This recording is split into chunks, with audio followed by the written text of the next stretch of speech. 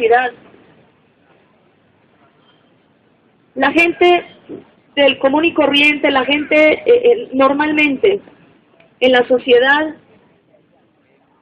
tiene una idea de lo que es ser exitoso, de lo que es ser próspero, de lo que es tener, como por ahí llaman, buena suerte, por el hecho de que la persona esté viviendo una serie de cosas o que tenga o que cumpla una serie de requisitos. El modelo que nos han enseñado de este mundo, de que una persona le va bien, de que una persona es exitosa, es si tienes dinero, si tienes casa, carro, beca, si tienes una finca, si eres dueño de una empresa, si tienes una carrera universitaria, si tienes esto o esto. En la sociedad, la gente en el mundo se han acostumbrado a que miden nuestro éxito según lo que nosotros tengamos. Y aún así, por ejemplo, hay canciones que dicen, bueno, ¿qué es lo que tú tienes y eso es lo que vales? Es un concepto totalmente errado. Un día Jesús, cuando comenzó el ministerio, Jesús estaba en medio de la multitud y seguramente mucha gente estaba pensando, qué bueno tener esto, qué bueno tener aquello, si yo tuviera esto, si yo tuviera aquello, si yo viviera de tal y tal manera, si fuera de tal apellido, tal vez yo sería feliz, tal vez yo sería bienaventurado, tal vez yo sería afortunada. Entonces Jesús, escuchando, porque dice la Escritura que Jesús conoce los pensamientos aún los más internos del hombre, aún lo que tú todavía no has pensado, Dios ya lo sabe, Dios ya sabe que vas a pensarlo. Jesús, cuando le hablaba a la multitud, Jesús hablaba porque tenía una total claridad de lo que la gente estaba pensando. Entonces te voy a leer en un pasaje de la palabra de Dios, en Mateo capítulo 4. Quiero leerte lo que Jesús le dijo a la gente acerca de qué es realmente ser afortunado, realmente qué es ser de buenas, realmente qué es de verdad ser una persona exitosa o prosperada, qué es lo que tú debes de tener en cuenta para saber que te está yendo bien. Jesús lo dijo aquí. Dice en Mateo 4, voy a leerles del 23, desde el capítulo 4, y luego les voy a leer el capítulo 5, del versículo 1 hasta el 12. Y dice, Jesús andaba por toda la región de Galilea, enseñando en las sinagogas y anunciando el mensaje de las buenas noticias del reino. E iba entre la gente sanando toda enfermedad y dolencia. Su fama se difundió por toda Siria, le traían todos los que padecían diversas enfermedades y a los que sufrían graves dolores. También le traían a los atormentados por algún demonio, a los epilépticos y a los paralíticos, y él los sanaba. Muchísima gente de Galilea, de Decápolis, de Jerusalén, de Judea y del otro lado del Jordán seguían a Jesús. Entonces, la multitud estaba detrás de Jesús, buscando una sanidad, buscando un milagro, buscando algo de él. De repente Jesús se sienta en un lugar desde donde podía observar toda la multitud, y de repente Jesús empieza a hablar lo siguiente, que habla en el capítulo 5, dice, cuando Jesús vio toda esta gente, subió a la ladera de una montaña, se sentó allí y llegaron sus seguidores. Entonces comenzó a enseñarles lo siguiente: afortunados los que reconocen su necesidad espiritual, porque el reino de Dios les pertenece. Afortunados los que están tristes, porque Dios los consolará. Afortunados los que son humildes, porque la tierra que Dios prometió será de ellos. Afortunados los que tienen hambre y sed de justicia, porque quedarán completamente satisfechos. Afortunados los que tienen compasión de otros, porque Dios también tendrá compasión de ellos. Afortunados los que tienen corazón puro, porque ellos verán a Dios. Afortunados los que se esfuerzan por conseguir la paz, porque ellos serán llamados hijos de Dios. Afortunados los que son maltratados por practicar la justicia, porque el reino de Dios les pertenece. Cuando la gente los insulte, los persiga y hable mal de ustedes por seguirme, pónganse contentos y alégrense, porque van a recibir una gran recompensa en los cielos. Así también fue como maltrataron a los profetas que vivieron antes que ustedes. Cuando él terminó de hablar estas palabras, yo me imagino a toda la multitud, toda la gente que estaba ahí con él, totalmente desconcertados, totalmente desconcertados, porque la idea que la gente tenía en aquel tiempo, y aún todavía, la idea que la gente tenía de que qué significa ser de buenas, qué significa tener buena suerte, como le llaman, o qué significa estar bien,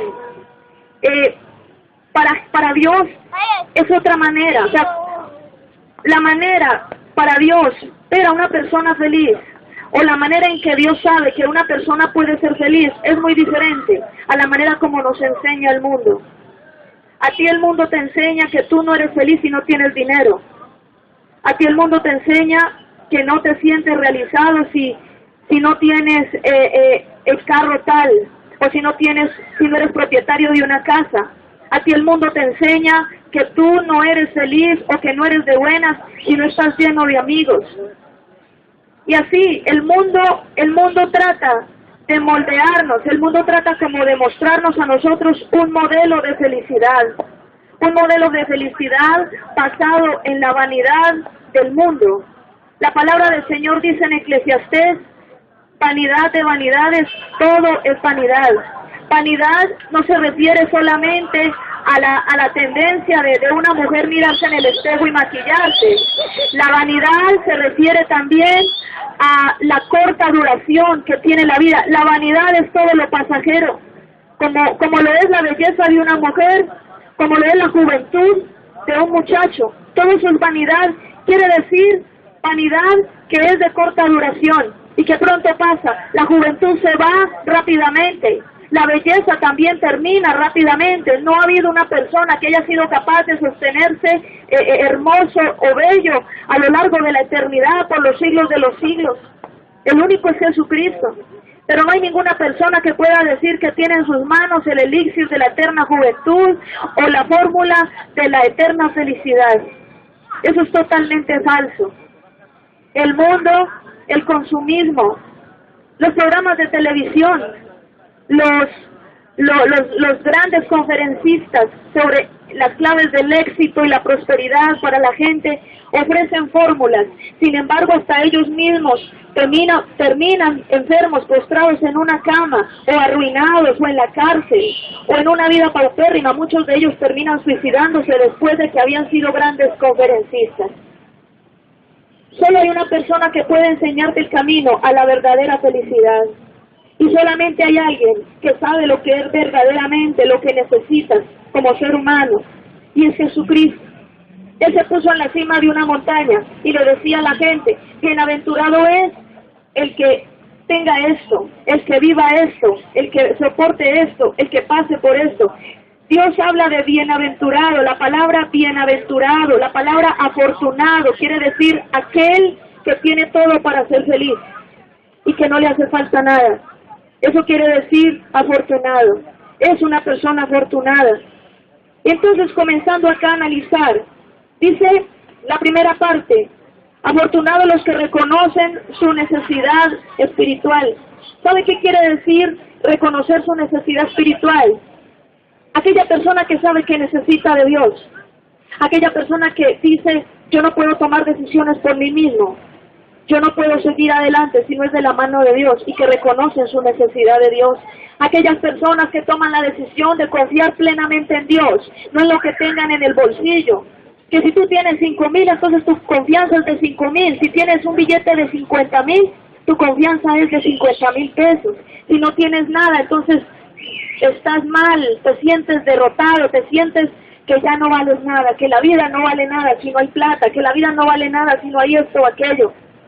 Pero reconocer la necesidad espiritual es cuando una persona ya no se apoya en sí misma, cuando no se apoya en sus propios métodos, no se apoya en sus propias fuentes de confianza. Las fuentes de confianza se te acaban alguna vez en la vida. Si has tenido algún familiar de España que te mande un giro, va a llegar un momento en que ese familiar se va a morir, o se va a cansar de mantener a alguien, se va a enfermar, algo va a pasar, y esa fuente de confianza se te acaba. ¿Y qué vas a hacer? Ahí no se te puede acabar la vida.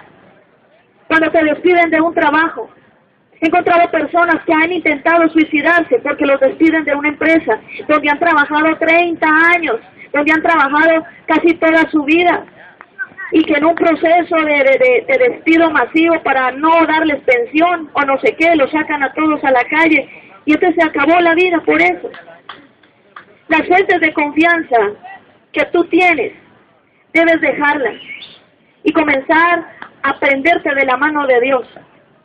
Dios quiere ser tu fuente de confianza única, independientemente si tengas trabajo o no, independientemente si tengas dinero o no, independientemente si tienes una persona a quien amar, independientemente de qué pase contigo. Mientras Dios esté contigo, es suficiente. Mientras Dios esté a tu lado, es suficiente.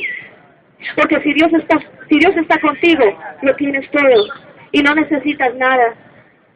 Lamentablemente en este mundo nos han enseñado de un Dios que tenemos en una repisa, como un muñeco que lo alumbramos de vez en cuando, que en la Semana Santa lo cargamos en los hombros, nos vamos detrás de él en procesión, pero no sirve sino para eso. Y cuando están los problemas, entonces te entregas a la depresión, porque el muñeco no te sirve.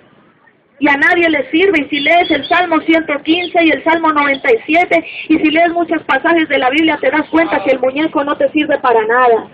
Es una farsa, que tiene ojos y no ve, tiene boca y no habla. Sin embargo, cuando tú pones tu confianza totalmente en Dios, te das cuenta que hay algo mucho de más valor que el dinero, que hay algo mucho mejor, mucho más valioso que aquellas cosas que habían sido tu centro de confianza. La necesidad espiritual significa confiar totalmente en Dios. Cuando una persona reconoce que necesita a Dios y pone su confianza totalmente en Dios, dice aquí la Escritura, Jesús mismo dijo, el reino de los cielos le pertenece. El saber que tú tienes parte en el reino de Dios, eso es lo mejor que te puede pasar. Es mejor que ser pereirano, es mejor que ser colombiano, es mejor que ser de la familia Gómez, o la familia Echeverri, o los Gaviria, o los Pérez, o los Santos. Es mejor que ser del apellido más notable. Lo mejor que te puede pasar es que tú pertenezcas al reino de Dios, porque el reino de este mundo se va a acabar, este reino es vanidad y llegará un momento en que todo desaparecerá. Y lo único que permanecerá es lo eterno, es el reino de Dios. Dice también acá, afortunados los que son humildes, porque la tierra que Dios prometió será de ellos. Muchas de las cosas que tú quisieras tener en la vida, aún las posesiones materiales, muchas de las cosas vienen a las manos de una persona por ser humilde. Dice la palabra que cuando alguien es humilde, las bendiciones se abren para él. Porque Dios resiste a los soberbios. Él se agrada de los humildes. Para una persona soberbia, el orgulloso y el soberbio, dice que no necesita de Dios, que no hay Dios, que qué pereza el evangelio, que estos evangélicos, que qué pereza los que predican en la Plaza Bolívar cada 8 días, que qué jartera eso, que vean, están como locos. La gente menosprecia la palabra de Dios, pero cuando hay alguien sabio, cuando hay alguien que sabe lo valioso que es el poder de la Escritura en el corazón de una persona para transformar, sanar y liberar, cuando hay una persona que dice, sí Señor, he pasado por muchas dificultades, pero yo sé que tú eres poderoso para defenderme, para sacar la cara por mí, y toma más bien la decisión de agacharse y humillarse delante de Dios. Eso es ser una persona humilde. Hay una definición muy exacta. En un libro decía que el orgullo es tener un concepto más alto de sí mismo del que se debe tener. Y en realidad hay personas que han tenido, aún yo lo tuve, personas que han tenido un concepto más alto de sí mismo que el que deben tener. Y esto no necesariamente tiene que ver con tener mucha plata, porque hay gente que tiene mucho dinero y es humilde. Hay gente que sin tener en qué caerse muertos son orgullosos y soberbios. Han sido orgullosos y soberbios para con Dios. Y eso les ha traído más ruina. Y la gente dice, pero ¿por qué no pelecho? ¿Pero por qué no me va bien? ¿Pero por qué tal cosa? Por el orgullo y por la soberbia. Entonces Dios a ti te está dando aquí una clave para que te vaya bien en la vida. Y es la humildad. Aparte de reconocer tu necesidad de Dios, también Jesús está diciendo aquí, la humildad también te abre camino a la bendición. Y dice también, afortunados los que tienen hambre y sed de justicia. No se refiere a simplemente una persona que le cometieron una injusticia y que clama a Dios para que le hagan justicia. No tiene que ver solamente con eso. La Escritura se refiere también, hambre y sed de justicia. La justicia es el cumplimiento de la voluntad de Dios. Cuando Jesús bajó a las aguas del río Jordán para que Juan el Bautista lo bautizara, en Mateo capítulo 3, decía Juan el Bautista: Maestro, pero tú vienes a que yo te bautice, yo antes necesito ser bautizado por ti. Y Jesús le dijo: no, bautízame, porque es necesario que cumplamos con toda justicia. Le estaba diciendo Jesús: usted me tiene que bautizar, porque eso es un mandamiento de Dios, y tenemos que cumplir la ley de Dios.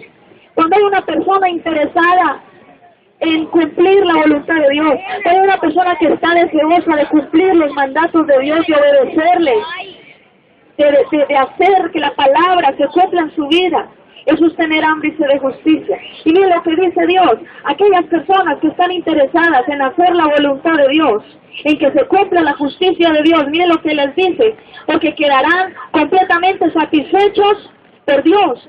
Tu alma será saciada en la medida en que tú tomes la decisión de cumplir con la voluntad de Dios. Hay mucha gente que se la pasa sedienta. Muchas personas han derrochado mucho dinero en los casinos y siguen sedientos.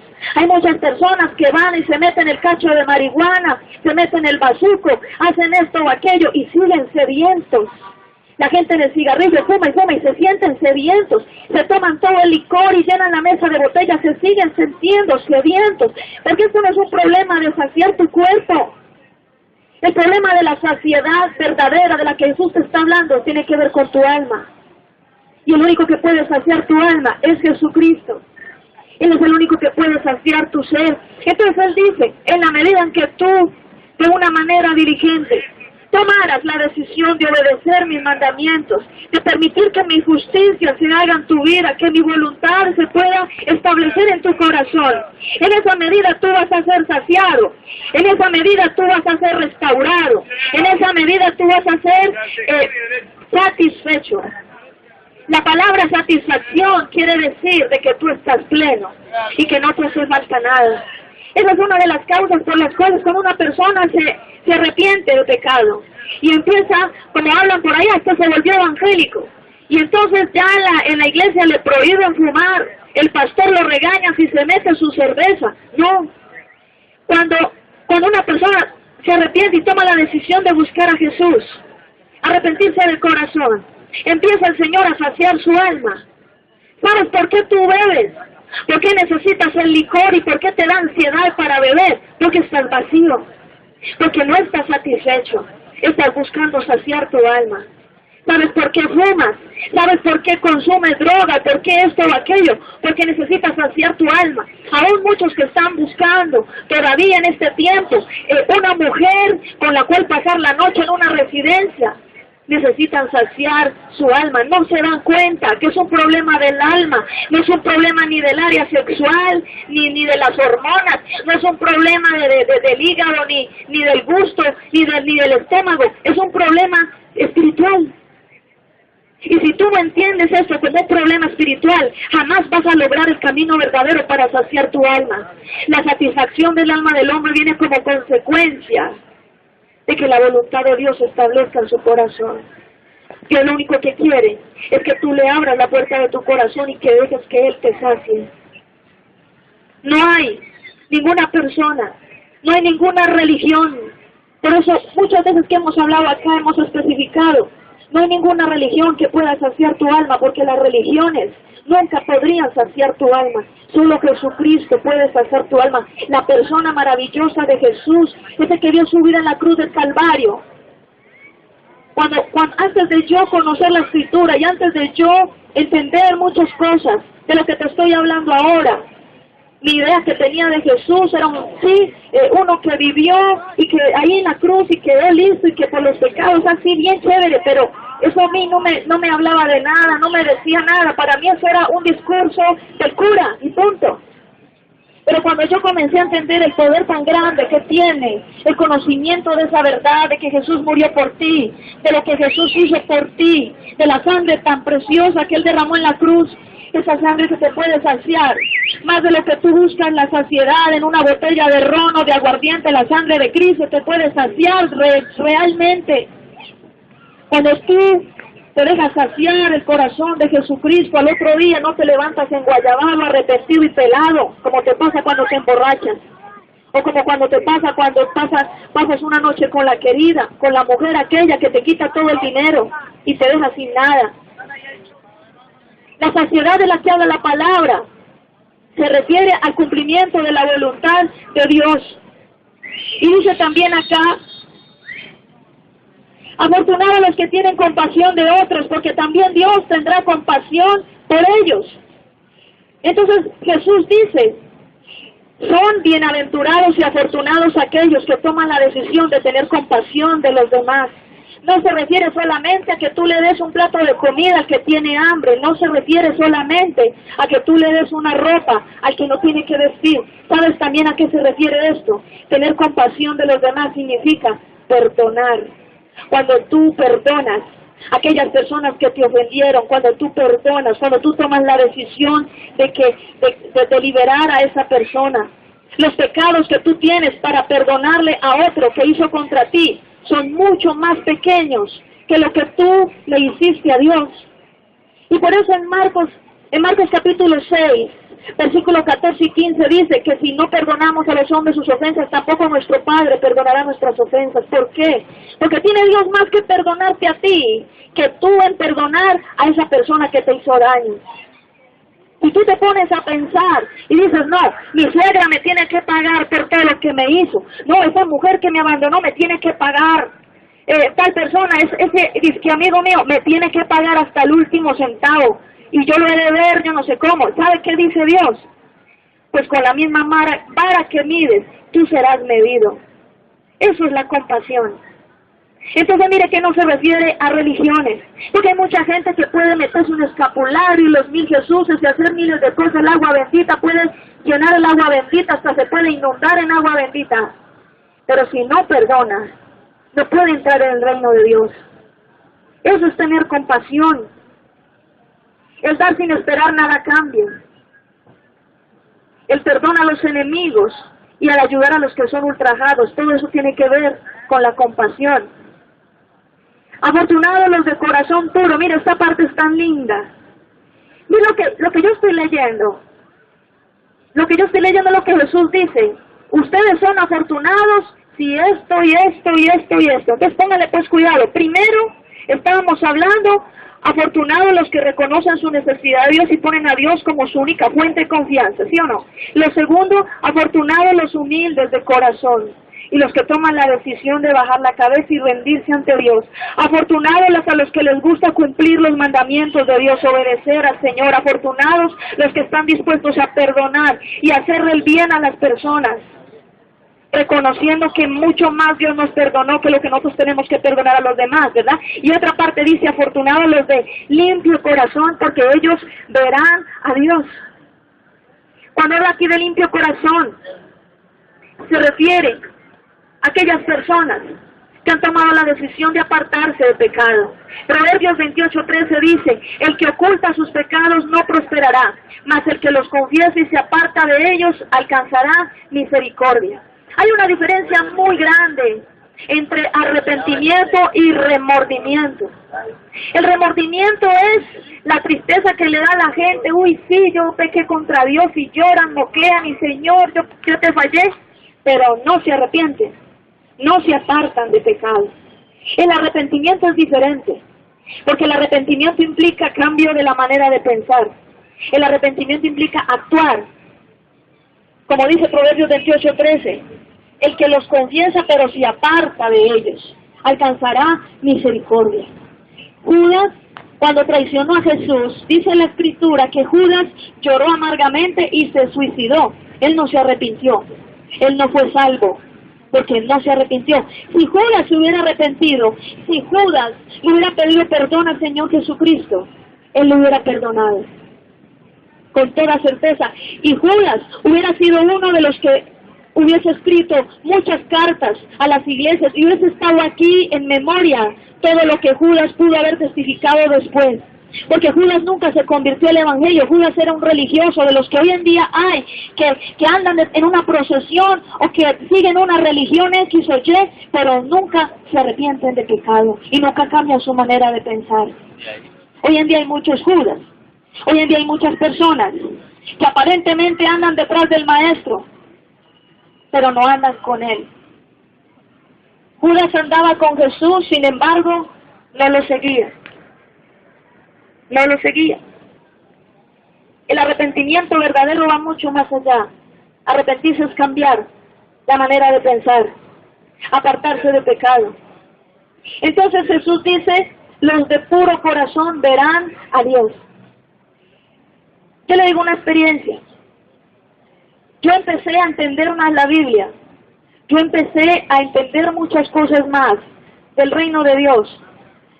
A medida que me arrepentía, a medida que cambiaba mi vida, a medida que era limpiada por poder del Espíritu Santo, a medida que la sangre de Cristo me limpiaba, Él comenzó a hacer una restauración en mi vida, no así de una, porque nadie puede decir así que yo voy con ya santo de una y no, que en ese momento si la persona se arrepiente y parte a la eternidad, puede morir, puede ser salvo si se arrepiente, en un segundo ya puede ser salvo, pero la santificación, la transformación, lo que habla la palabra de Dios en 2 de Corintios 5:17, que si alguno está en Cristo, nueva criatura es, las cosas viejas pasaron, todas son hechas nuevas. Está hablando de una transformación, un proceso en tu vida, un proceso de tiempo, en donde Dios va cogiendo cada área de tu vida y la va sanando, la va transformando, te va cambiando, vas empezando a entender por qué tienes que dejar esos malos hábitos, por qué tienes que dejar esos requeñeques, por qué tienes que dejar de tratar a tu familia como la tratabas, por qué tienes que dejar de manejar el dinero como lo hacías, que eras un desordenado con las finanzas, que eras una persona indisciplinada en el área sexual, que eras esto, que eras aquello. Dios empieza a cambiarte en un proceso de transformación. Entonces, cuando Jesús dice, bienaventurados los de limpio corazón, está diciendo, afortunados son aquellos que dejan que yo transforme sus vidas, que se dejan tratar por el poder del Espíritu Santo, que dejan que la sangre de Cristo limpie sus vidas, porque ellos verán a Dios. Mire que no le estoy hablando de religión, es una relación con Jesucristo. Tiene que ver necesariamente con el proceso que Dios quiere hacer en tu vida. Un proceso voluntario, como muchas canciones lo dice, que Él está a la puerta y llama, Él quiere entrar en tu corazón, Él quiere cambiarte, Él quiere transformarte. Y Él dice, afortunados los que se esfuerzan por conseguir la paz. Aún dice, afortunados los que también acercan a otros a Dios. Esa es la razón por la cual nosotros también te hablamos de Jesucristo, porque sabemos que somos felices, porque no hay una felicidad más grande que estar con Dios. Esa es la verdadera felicidad, estar con Dios, que tú dejes que Él sacie tu alma. Es una saciedad, una satisfacción, es un agrado, es una paz que tú nunca vas a poder encontrar, ni en el dinero, ni en las mujeres, ni en la fama. Es una paz que no vas a encontrar en el licor, ni en las drogas, es una paz que no vas a poder encontrar ni siquiera en el amor de un familiar. Ese amor viene de Dios, esa paz es la única que Dios te puede dar. Si hay aquí alguna persona que quiere esa paz, yo le invito allí donde está, cierre sus ojos. Yo quiero orar por ustedes. Quiero hacer una oración. Si tú pasaste por aquí y el Señor hizo que te quedaras ahí parado, es porque este es el tiempo que tú te arrepientes. Dios tiene este tiempo, te está dando una oportunidad, no la menosprecies. No menosprecies la oportunidad que Dios te está dando de arrepentirte y de empezar una nueva vida. Así que cierra tus ojos y vamos a hacer una oración. Yo quiero hacer una oración por aquellas personas que quieren entregarle su corazón a Jesús, aquellas personas que quieren ser de buenas, los que quieren ser afortunados, los que quieren ser bienaventurados, los que realmente quieren ser felices. A esas personas, por esas personas es que quiero orar en este día, porque no hay mejor gozo que tener a Jesucristo en tu corazón, y no hay nada mejor que sentir la paz que solo Dios te puede dar. Padre, te doy gracias, Señor, en esta tarde. Pongo en tus manos cada persona que está en este lugar. Quiero pedirte con todo mi corazón que sean transformados en el poder de tu Santo Espíritu. Señor Jesucristo, a ti te ha placido, Señor, que en este tiempo seas convocando, Señor, a cada persona al arrepentimiento. Aún después de este tiempo de diciembre, un mes de tantas celebraciones donde la gente tanto sonríe, sin embargo en enero la gente se sigue sintiendo vacía, porque falta, Señor, lo más importante, y es tu presencia. Señor Jesucristo, presento a cada persona que está en este lugar y declaro, Señor, tu salvación sobre ellos. Repitan conmigo esta oración. Si usted con todo su corazón quiere recibir a Jesucristo, dígale: Señor Jesucristo,